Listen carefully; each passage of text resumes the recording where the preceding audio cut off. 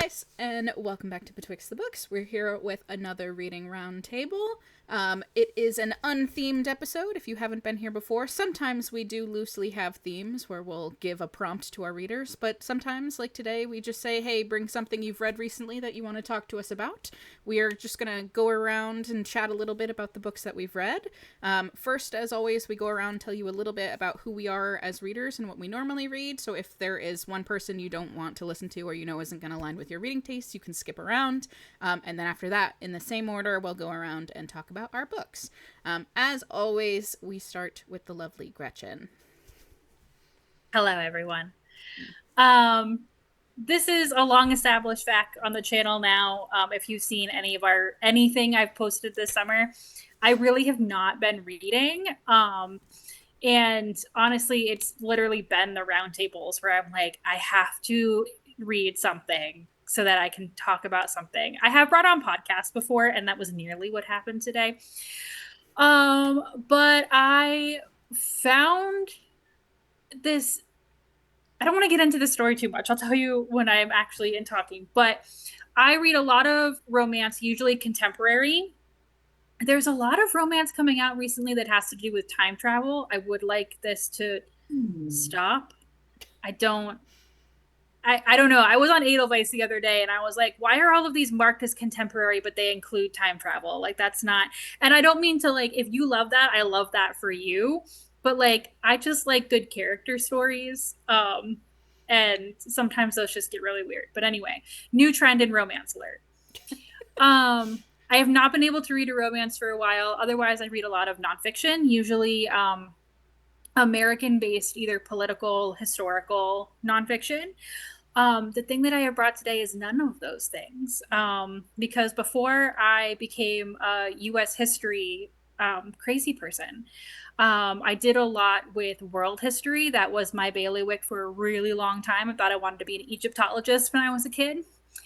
Um, and so I've gone back to one of my loves that I've talked about this before on the channel, but I'm very excited because I have thoughts about the way this book is written.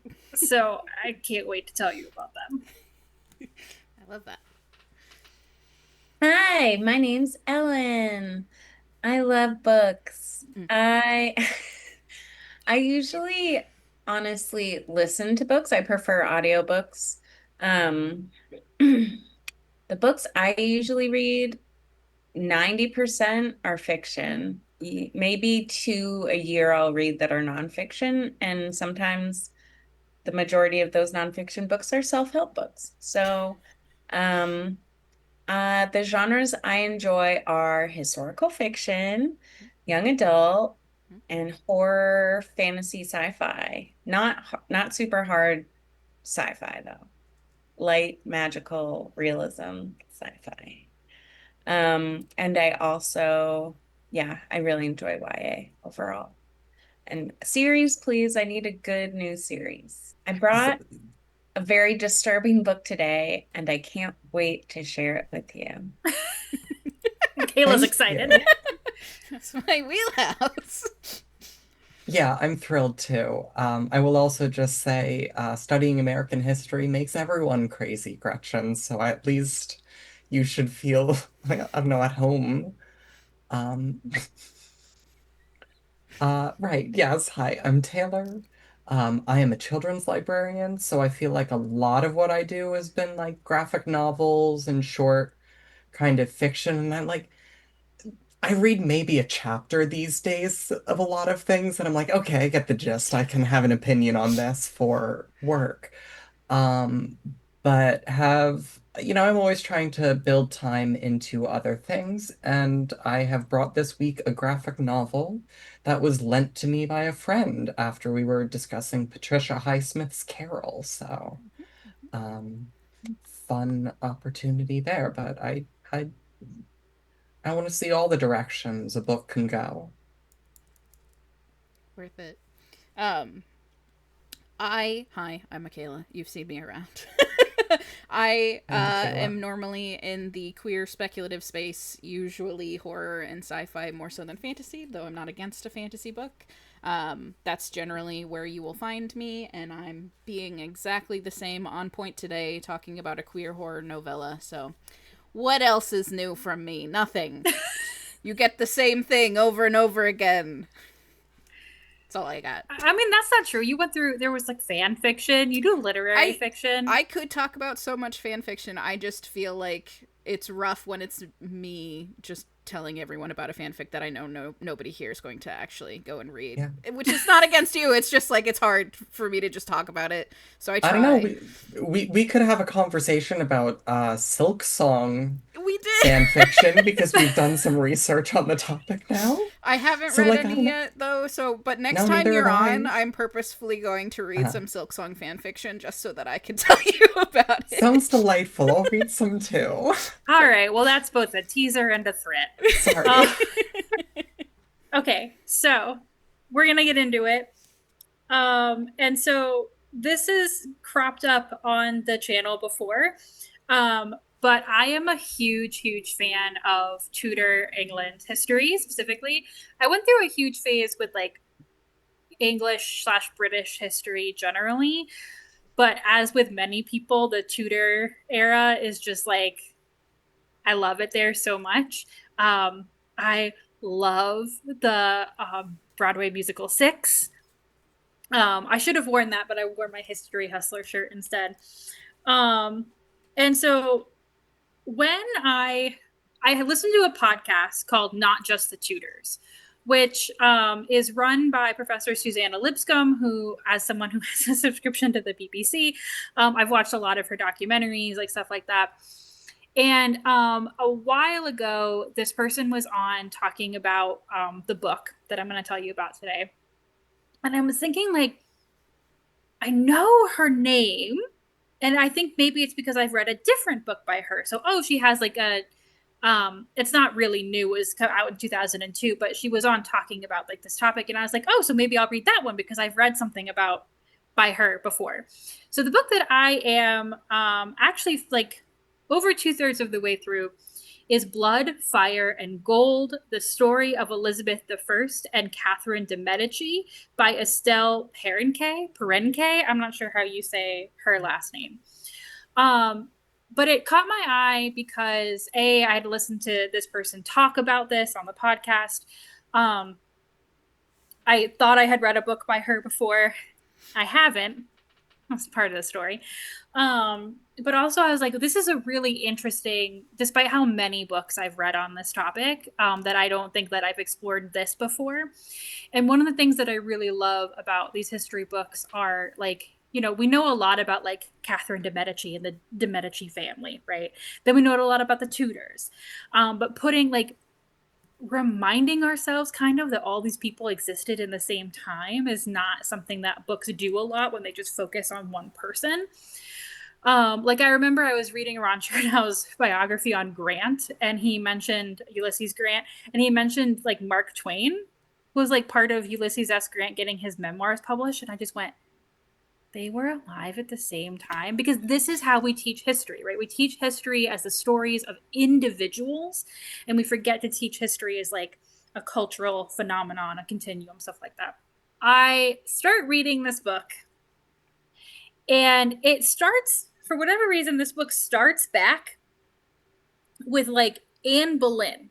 Like we go all the way back to Anne Boleyn getting coronated. And I'm like, okay, this is interesting. And it kind of is because I think because Catherine de' Medici is a little bit older than Elizabeth I, so they kind of have to do that a little bit. And of course, obviously what happens to Anne Boleyn, Henry VIII, his 6 wives, all that is like really important to the story of how Elizabeth I grows up. And there was just something about it. And I was also listening to it. I listened to all my nonfiction on audio. And I'm just like, there's something in this writing that I'm just like, what is this? It's not, there's something weird here. And then I realize it's that there are parts of it that read like a nonfiction book where like, in 15, blah, blah, blah, blah, blah, this happened. Elizabeth said this in her letter, blah, blah, blah. Then there are parts of the book in which she's recreating dialogue. Okay. And I don't know what her source is for this. Now, I might know if I was reading the print edition, right? But I'm like, why in some case, and it's like very belabored dialogue, like a treaty negotiations, and like, and then he turned and said, well, what about that? And I'm like, okay, what is your source for this? Like, what? This is uncomfortable. And so, like, it's one thing because this is two separate things, right? Recreating dialogue is one thing, and then not saying what source you're basing that recreation off of, right? Because I have read plenty of books where, like, I just read this one book on in Berlin. I think it was on a roundtable not too long ago. I talked about this, where the author goes into detail. He's like, this is what we think happened, but we only have this one source for this, right? So everything that I'm about to tell you is based off this one source, and then he kind of like recreates the scene in a more narrative way, which I'm fine with because he's told us I'm basing it off this one source. So then I'm like, okay, if this is something about her writing, did I have this problem in the other book of hers that I've read? Because at this point, I'm still thinking that I've read this other book of hers. And I looked it up. She's written a book on Anne Boleyn that I looked at the reviews of, and I specifically did not read it. And this was all coming back to me when I saw the cover, and one of the reasons was because it's an issue for a lot of readers that she recreates this dialogue. And also that she seems to be using some of the more salacious, like, facts. And I was like, okay, well, there hasn't been anything super weird in here that I've read recently. Now, I have done reading on Catherine de Medici, specifically the family, the Valois family at the time, Mary Queen of Scots. I watched this Reign on the CW. Like, that was like a major thing for me. So I do know stuff about her from outside of this book.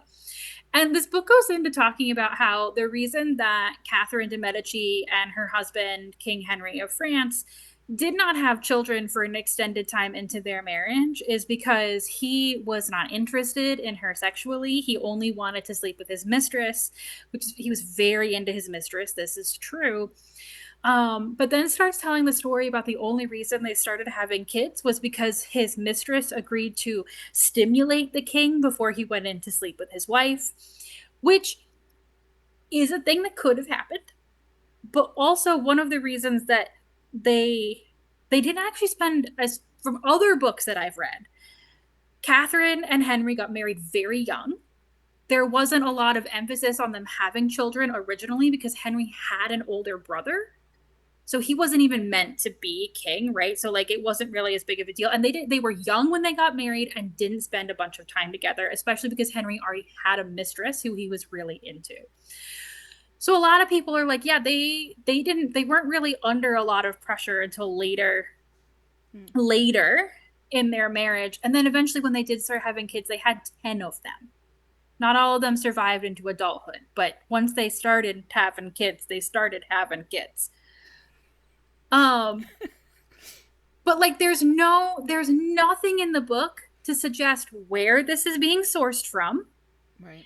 And it's being presented as fully factual when what is your source that may or may not be true? And it's just like presented in the most like outrageous way possible. So I was like, oh, okay. Colors the whole experience. Yeah, so I'm not all the way done with it yet. I kind of like I started it yesterday and I've listened to like 6 hours of it out of 10 because I wanted to have enough of it to talk about, because there is nothing about that I recognize from that interview on the podcast that she did talking about this that would have suggested this to me in any way. And I don't know if she's doing it for sensationalism, if she's doing it because she wants to like make this dry topic interesting. But as someone who is interested in sources and stuff like that. And again, I do want to clarify again that I'm listening to the audio. So there might be footnotes in the print book, stuff like that. But I will say that after I went and I also looked at the reviews of her Anne Boleyn book, there are people having the same issue, that there's a lot of like recreation of dialogue with that attribution, that it's kind of salacious.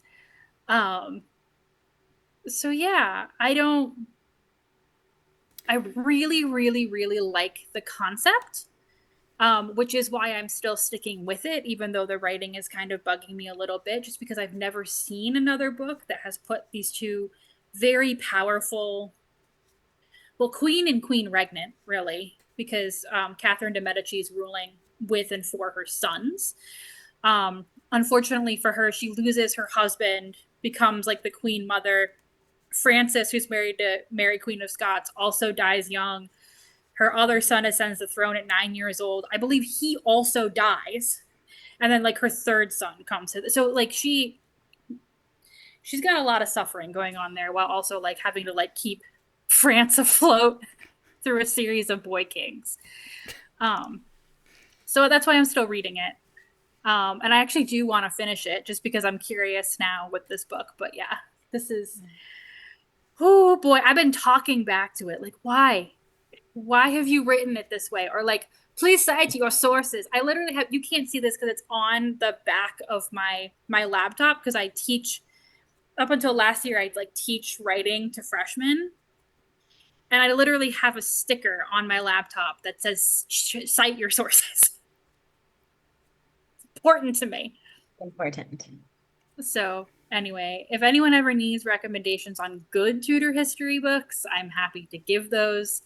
If you would like to hear my TED Talk about Six the Musical and my incredible issue with how they portray Anne Boleyn, please ask.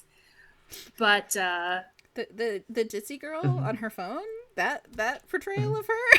I'm so, oh my god, I am a rage monster about the way that they portray Anne Boleyn in that. That drives me nuts. Well, you can always check out Rick Wakeman's concept album of like prog synth on the wives of Henry VIII.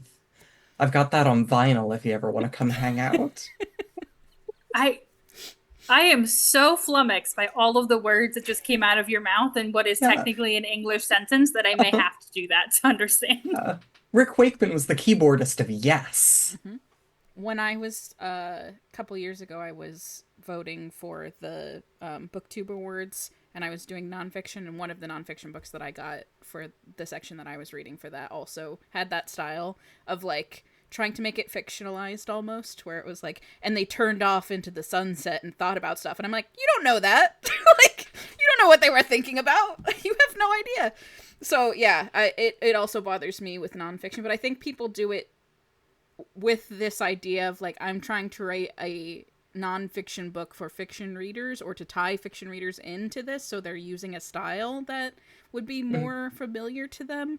But at the same time, people who read nonfiction are immediately going to be like, ew. Well, and you can do it really well. Yeah. While also talking about yours. So the book that I brought to the last round table and stuff. Yeah. Well, but I mean, even the book that I brought to the last round table was like the most detailed. There's going to be 3 books in the series, and each of them are going to be over 800 pages, chronicling the Revolutionary War.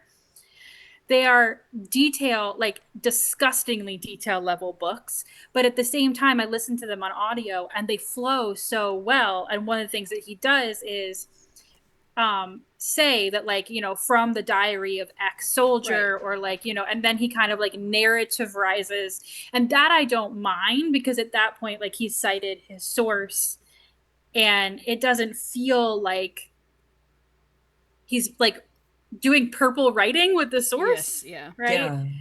Like, and if I had something to question at that point, I could go back to the source. But also, I mean, in a book like that, where you've clearly listed all of these sources that you've read, like, you know, maybe no one ever says it was cold as fuck at Valley Forge, but like, you can be like, it was cold as fuck at Valley Forge and no one was having a good time. Yeah. Like, you've read enough contextual things to like make that claim. The exposition about it. Yeah. Yeah. One of the books, so I did a 2 videos on like books to read for the 250th, and I have a third one planned that I just haven't filmed, and one of those is basically like nonfiction that reads like fiction, because there are some incredible history books that like you forget, you're like, this was real life. Yeah. So yeah, it can be done well. This is not it. Yeah. This Unfortunate. is not it. Bummer. But I like the idea, and I really like books that contextualize people like in the conversations that they have, and like I don't know, I think it is a much more interesting global picture of Europe specifically at that time than I think you would ever get from like one book on Elizabeth I or one book on Catherine de Medici, because you see how they're interacting with each other and why. So it's a great concept. So if anyone has recommendations that's watching, let's put down in the chat to save me from this book, let me know. All right. So from poorly written to disturbing, Ellen, what have you got for us? Okay, get ready. So I was inspired. I've been on quite the summer reading journey as I have stopped working on my dissertation for an amount of time that is appropriate for me, which is it getting extended another week probably.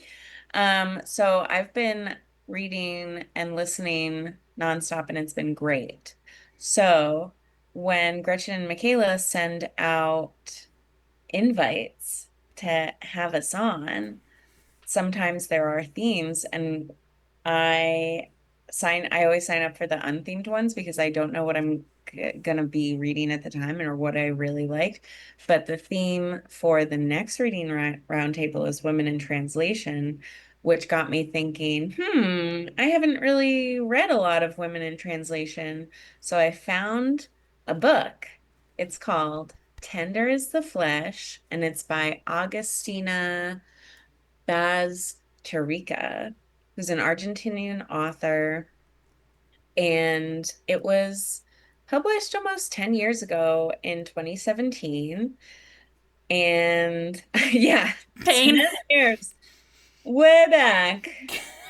Um, and I did not expect to be terrified in the way that I was. Mm. I, Michaela, have you read this? I haven't read it, but I am aware of it. Okay. Yeah, I think I own a copy of it. But it's one that I just have heard a lot of people talk about.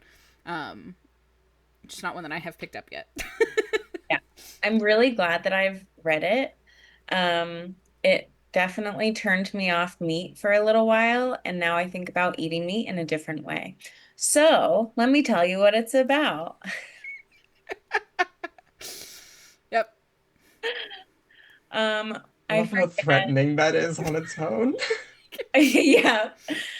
So it is set in a near future dystopian place, Earth. Nothing weird, nothing too sci-fi, just like an alternate future where animals have developed a disease that they can pass to humans, when you eat their flesh. So all of the animals basically were killed and are continuing to be killed. If you see like wild dogs in the street, people are scared of them because of this disease. Um, and the meat industry had changed from processing animal meat to processing human meat. Um, Mm. yes. And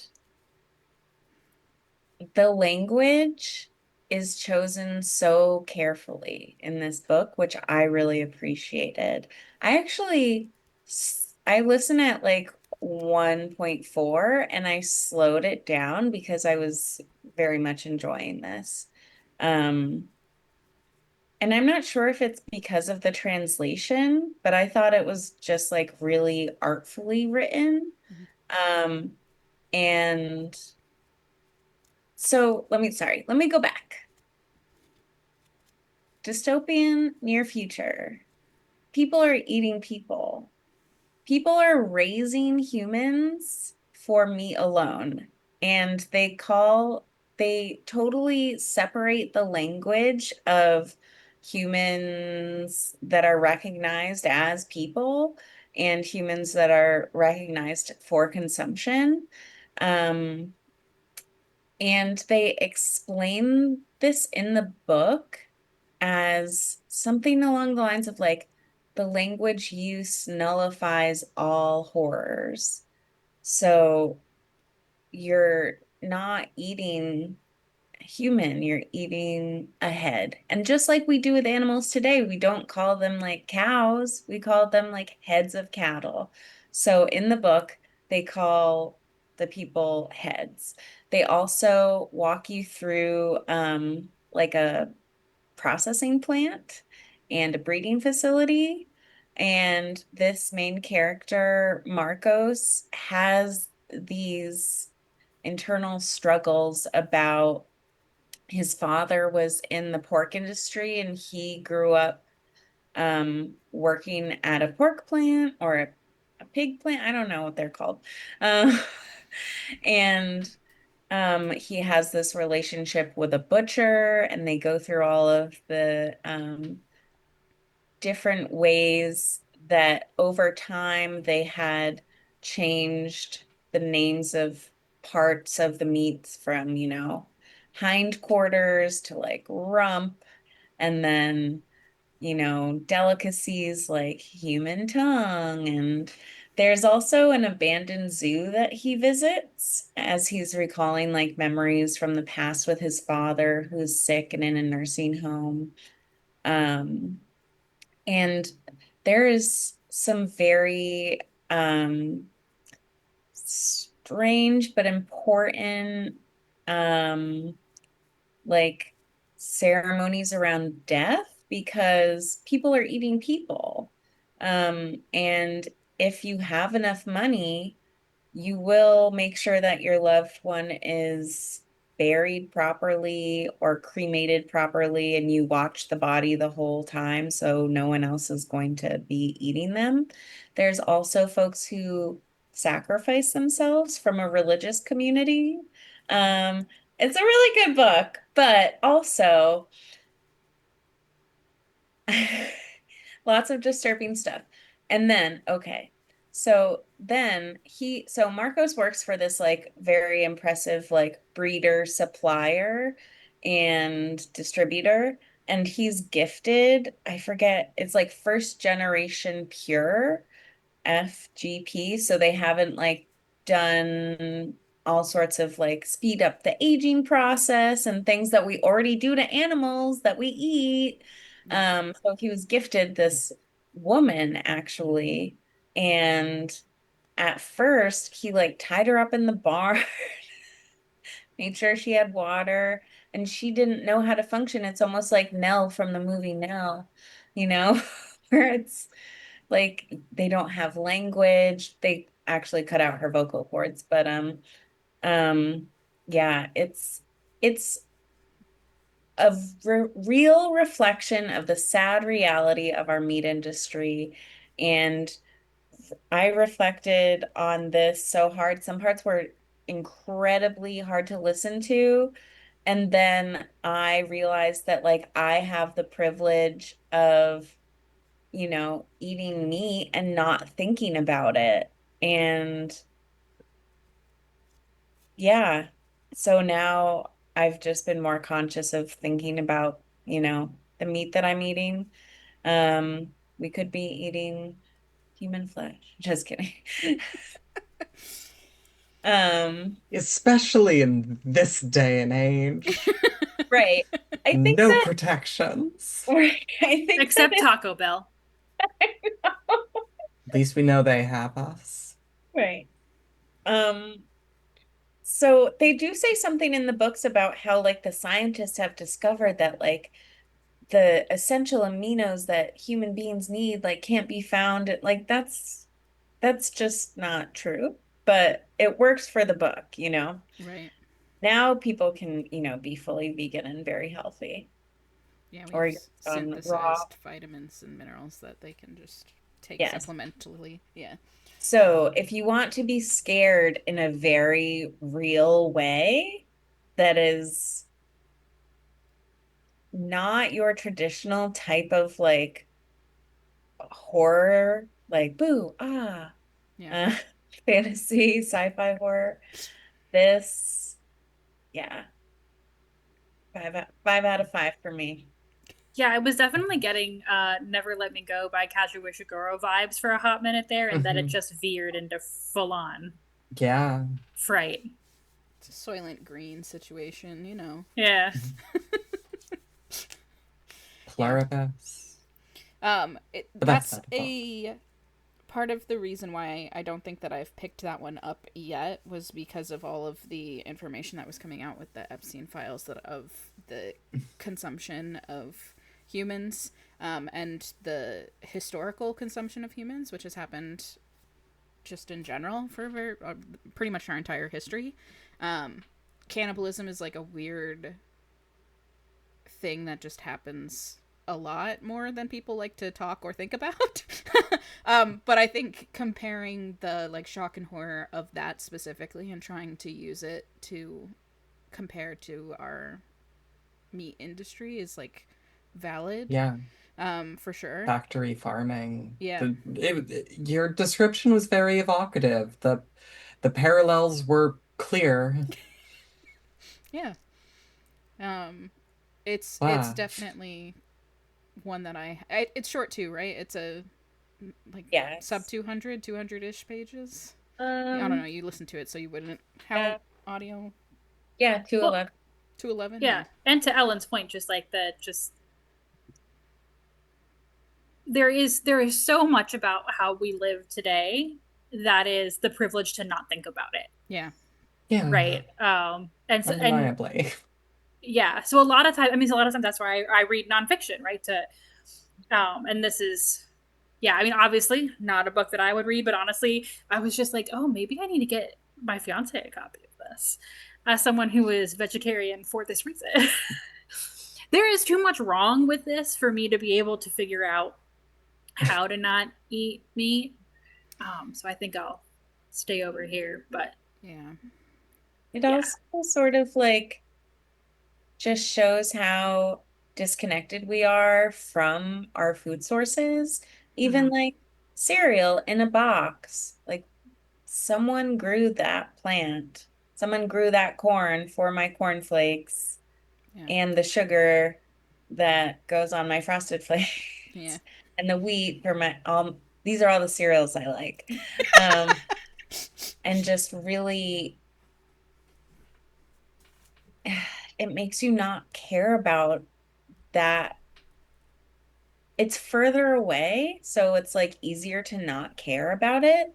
But when you get granola from the farmer's market, you know, you have this relationship and you can care about these folks who are doing this.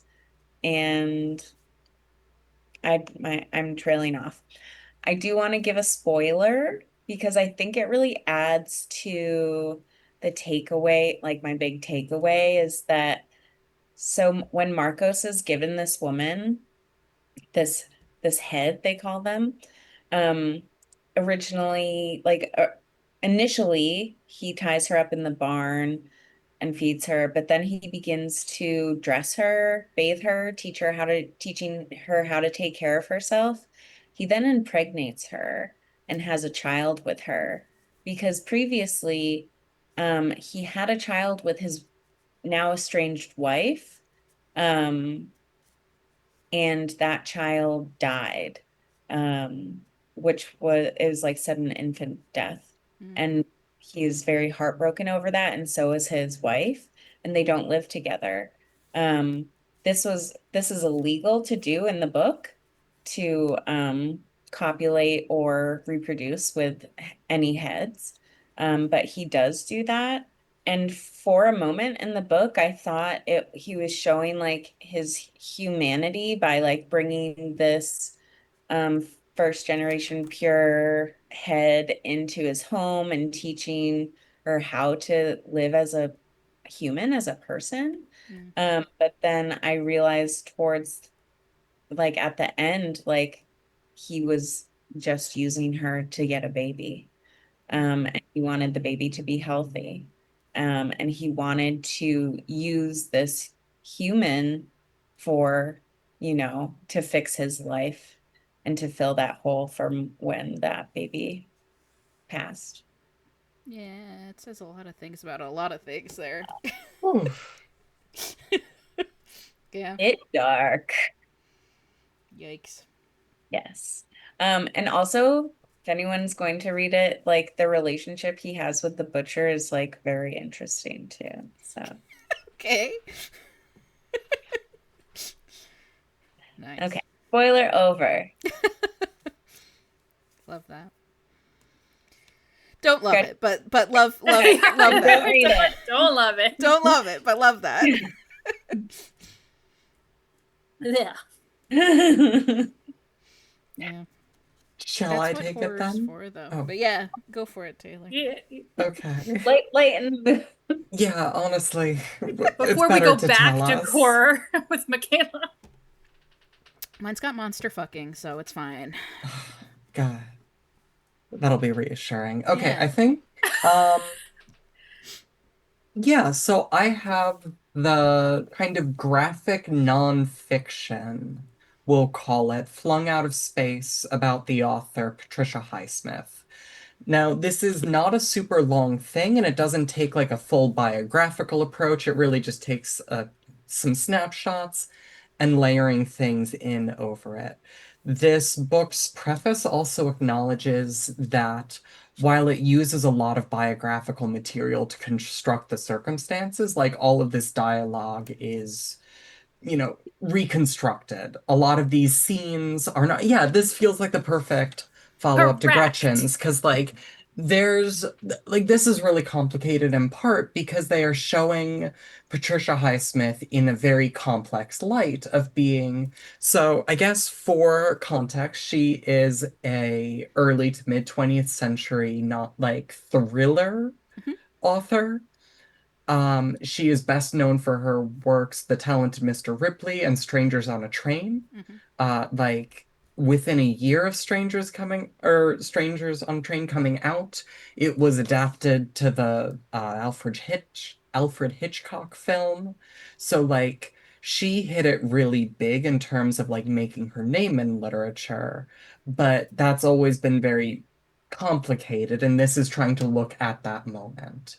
It begins when she is working at newspapers, like for the comics section and like adventure, superhero, that sort of area in time. And she's doing all of her stuff uncredited. She's very acerbic, like doesn't have a good. She's very defensive and also just very rude preemptively to everyone. Mm. And we start to see that, oh, well, in part, this is a lesbian in the closet in the late 40s.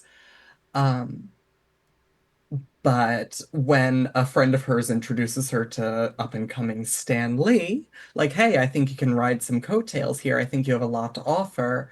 Her anti-Semitism starts coming to the front. And so we're seeing some really interesting scenes from her life and layering in both what it means to be a closeted minority and also not necessarily in community with other minorities. Right.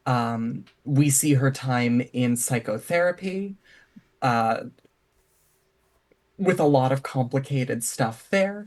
But most critically, this is dealing with her trying to get Carol published. Carol is the book I mentioned I had been reading when a friend lent me this. And I mean, it's on my radar because I saw the Kate Blanchett film back in 2015 or so. I And it is a love story. Yeah, Oh, I have sorry, a go on. video review of comparing and contrasting the book and the movie, like when that movie came out Yeah, way back I when, will so I can have link to to that if revisit people are that interested. Yeah. because it is such a good read. I've been going through the audiobook and it is captivating, it is compelling, and it is very noteworthy because Carol has a happy ending for the two gay characters. They overcome the adversity and manage to like carve out their little thing together. And she couldn't really get it published, and certainly couldn't get it published under her name because it is considered pornographic, obscene, and like counter to the morals of like a democratic American society. And so ultimately, one of the compromises she makes that's discussed in this is she publishes it under a pulp imprint who like the book, who respect the book, but understand like the position it holds in society. And she doesn't have her name on it. And so at the end, we see some very interesting shifts in her situation and understand this moment in time, but also see how even getting this groundbreaking story published left her just as isolated and anonymous for what she cares about in these ways. So I found it to be like an incredible read, very short as far as graphic novels go, but just as a take on history. And is this a situation where hagiography is the word? I'm not sure. Like, we're trying to just disentangle this figure from so many pieces of like all of that and find a person amongst it. So I found it excellent. Carol, which I have not yet finished, but I'm in the last few chapters of, has also been incredible. Just a really good book. When did this get published? When's the pub date on this? For Flung Out of Space? Yeah. That is a great question. It is, oh, just a few years ago, 22. Okay. I was also just thinking that it's really interesting to think about that type of complex portrait of an author in what feels like, I want to say lately, but since Ellen just reminded us that 2017 is almost 10 years ago, like, you know, like kind of like the speeding up of like, I don't want to say canceling authors, but also like complicating authors. Obviously, there was the Neil Gaiman thing. I mean, we did a whole All that complicated. but like, you know, there was what was it, Marion Zimmer Bradley or whatever? It was like there's just been like, you know, from like things that are just happening now and coming out, or like older authors that are being complicated. And like we did a whole reading roundtable about like replacing an author that you have canceled because it just feels like it's so in the zeitgeist. So it's just interesting to have a book like that of someone who definitely clearly has some cancelable qualities, Yeah. shall we say, but is what, as you're describing it, more of like a complex portrait of a Yeah, human. like it is doing our due diligence and understanding history and art to piece to pull these threads apart. And like, yes, that is invasive, but if we have this documentation and like this is in archives and stuff like this, speaking about it plainly is important. And there is a review I would just read the first two sentences of here. This is from Kelly Sue DeConnick, who is the author of Bitch Planet and Pretty Deadly, both of which I've enjoyed. Those were good comics. She says Patricia Highsmith was a vile and miserable human being. She was also a gifted writer whose work was positively consequential for a great many people who needed it. And like that gets to the heart of it. Like, you know, this is very interesting. This is very important. Like we are talking about her in some capacity. I think this does a really interesting job of trying to do that in the form of Yeah, the I really graphic love that. novel. That's great.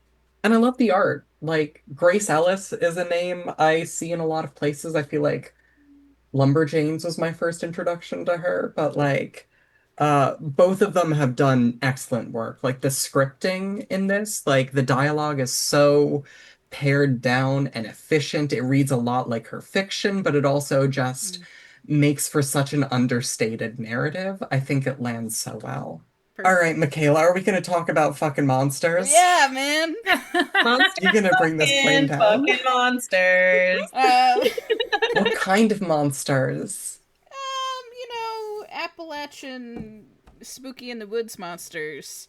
Oh. So I'm going to talk about The Woods All Black by Lee Mandela. Okay. It is a horror novella that follows, it's historical. Hold on, what does it tell me? What time period exactly? It's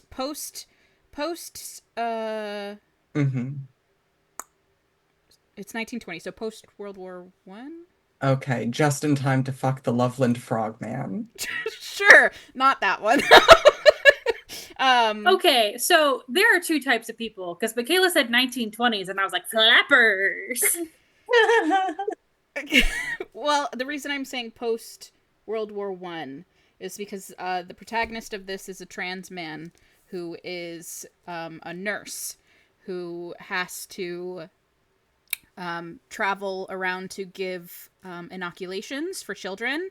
That's the job that he has taken on, that he's allowed to do. It lets him continue to do doctoring because he was in the war as a part of the medical team, where he kind of could feel like an equal, because everyone that was participating in the war was sort of left on equal grounds there. But now, post-war, he's struggling a little bit to find his place. Part of that is the shell shock stuff. Part of it is having to go from being sort of accepted and considered an equal among men to now being very much considered, a woman by everyone else's views, and that there are certain things that women should or shouldn't do, especially in backwoods Appalachia, which is where he is traveling currently. As he arrives to the town, he sort of finds out that they are a very sort of insulated little group of people who everybody knows everybody and talks to everybody, and they're all hyper religious.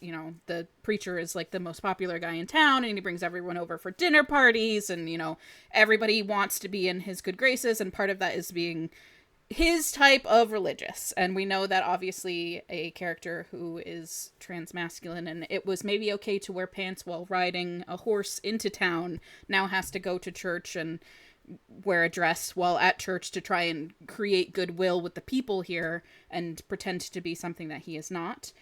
He finds out that there is a young, what he is clocking as probably also a trans man, who is sort of being attacked by his peers, and the other folks in the town that are trying to steer him back into being a more effeminate person. That character winds up getting attacked and sexually assaulted off screen and comes to our trans man protagonist to see if he'd be willing to do an abortion for him, which our nurse is like, I don't have the tools to do that here.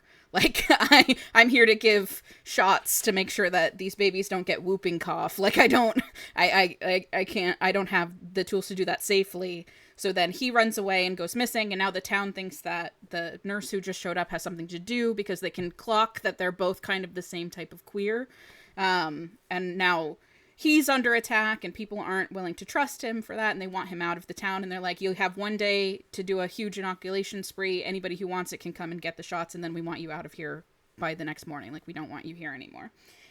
Meanwhile, there's now been some murders happening. Some people have heard creatures in the woods. Things are going on.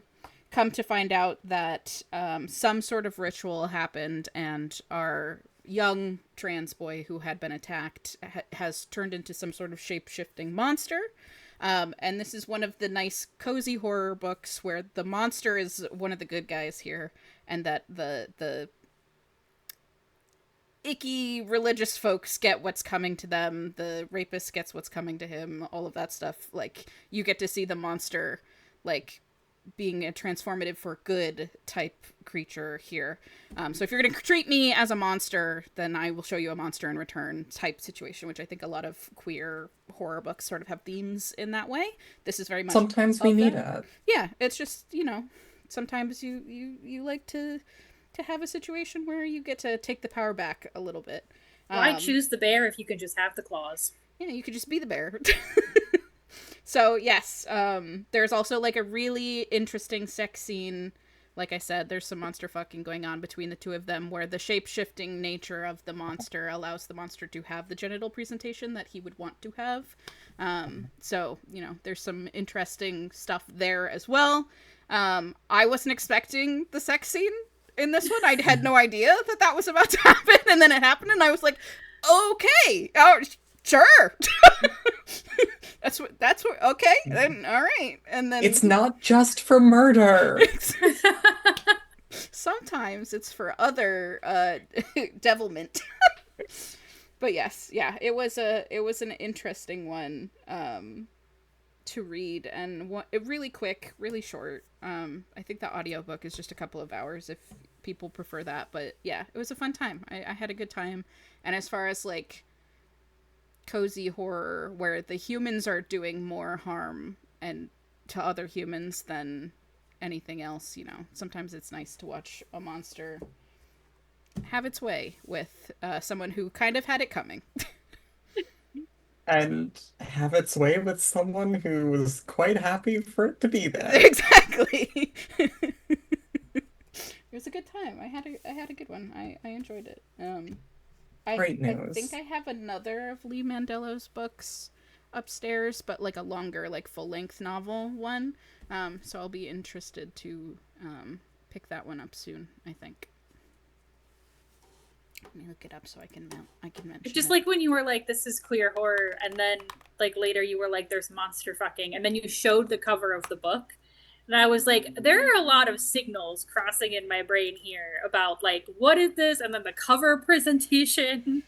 And I was like, we did a whole reading roundtable that was monster fuckers for Valentine's. And I assure you that they did not have covers like that. No, and that's why I was not expecting it. I was like, what? Because this is giving spooky Appalachian horror woods with ghosts, right? Yeah. Not quite what that is. The other one of Lee's that I have now that I looked it up is called Summer Suns, which if people have heard of that or seen it also has like a very evocative cover of like a hand reaching towards a skeletal hand, going to grasp each other. So I'll be intrigued in that. But yes, yeah, I wasn't expecting it. Happily along for the ride. I was not mad at all. I was like, all right, okay, sure, this is what we're doing. All right. Just boys being boys. Just boys being boys. Yeah. Yeah, I don't know. It's a good one. And I don't have a whole lot to say. Again, yeah, it's not one that I could do like a solo video talking about. But definitely worth a look if it's something that's intriguing to you. And especially, I didn't have any issues with pacing or like more world building necessary. It exists as a novella. It feels good as a novella. I'm glad that it is what it is. Yeah. It's already on my TBR. Nailed it. Guys, it is now time for the moment that we have been building to all year. So if you are not aware of what I'm talking about, this is your first reading roundtable. Hi, thank you for making it all the way through. But in Michaela and I's buddy reading challenges for this year, we created a super duper fun buddy reading challenge, a special to our 10 usual challenges. We went back through every single reading roundtable that existed up to the start of 2026, and we picked and made a bracket of books, each one for each of us, of previous picks that we hadn't read, that reading roundtable participants had brought, that we wanted to read. And through every episode this year, we've been having our participants, they have to come to a consensus and vote and move a part of the bracket forward. And this is it. We're at the end of the bracket. Ellen and Taylor, through the virtue of signing up for this episode, get to pick the final book. And so for Michaela, the final two books were a collection of poems called Super Gay Poems and a cozy fantasy called Legends and Lattes. And then for me, there was a YA romance called Highly Suspicious and Unfairly Cute by Talia Hibbert, and then a historical fiction called The Personal Librarian by Marie Benedict. And so Ellen and Taylor are going to tell us what we're reading. This is like, I feel like we need to like drum roll or something, like, yeah, insert the sound effect here. For So Michaela, the committee has chosen super gay poems. Hooray. No, I am excited. Huzzah! Thank you. Huzzah! And for Gretchen, this committee has chosen the personal librarian.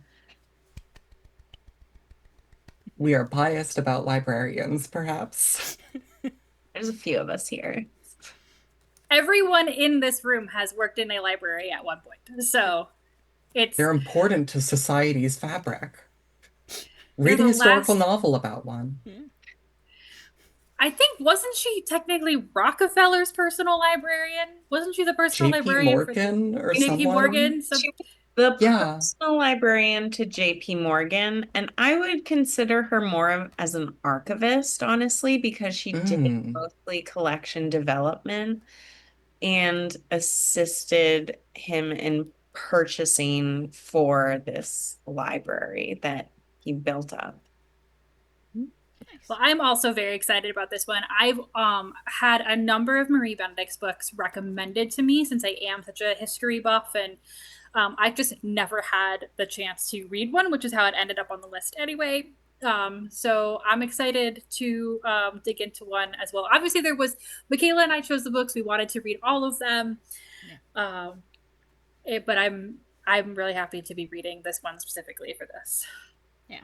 And I made a joke because the first time that it moved forward, Des had picked super gay poems because she wanted to force me to talk about poetry, because I read poetry, but I don't ever review it because it's difficult to review poetry. It is just more challenging as a medium. So it is giving me a challenge to read some more poetry, but also to try and figure out how I'm going to talk about and review it. So I'm excited to do that. Yeah. Speaking of talking about and reviewing it, do we know how we're going to present this content to you? No. Will we make individual videos? Will we make one gigantic video?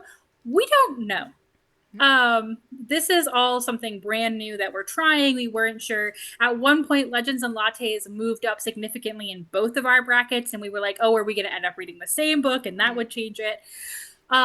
So this is very, as all things are here Betwixt the Books, go with the flow. But we are so thrilled to not just Emily, to Ellen and Taylor and Emily and Erica with a C and Erica with a K and Anne, and everyone that has been involved, not only in choosing books for the bracket, but just like always coming back and being a part of our roundtable and sharing amazing books with us. We are so lucky in our friends who take this time out of our busy schedules to spend time with us. So thank you to everyone. Obviously, we have a great continuing schedule of reading roundtables going forward. Nobody just has to care about voting in the bracket anymore. That's done. As Ellen mentioned earlier, we will be doing a themed video in August to celebrate Women in Translation Month. This is also part of our buddy reading challenge. So again, to go back and look at that. Reading work in translation is very, very important to Michaela specifically, and I have had the benefit of learning from her as we have added translated work to our buddy reading in the past. In particular, I really, really loved our discussion on Reservoir Bitches that we did last year. If you want to see us talking about that, Michaela gave me a whole brand new insight in the importance of translation notes and what that is. And we had a great discussion of, as Ellen said, the importance of language, which as someone who writes in English is really hard to find the right word to communicate. And then the extremely complicated, a word has been chosen and that word may not have an analog in the language that it's being translated to, and how people make those decisions, because of course it's not a one-to-one equation. So we're really excited to have folks coming and joining us for that, and so we can talk about a wider range of books for that as well. And then we have some fun themes as well planned for the rest of the fall, and we hope that you will join us for those. So thank you again to Ellen and Taylor and all of our Reading Roundtable participants. And we will see you next time. Thanks, guys. Bye.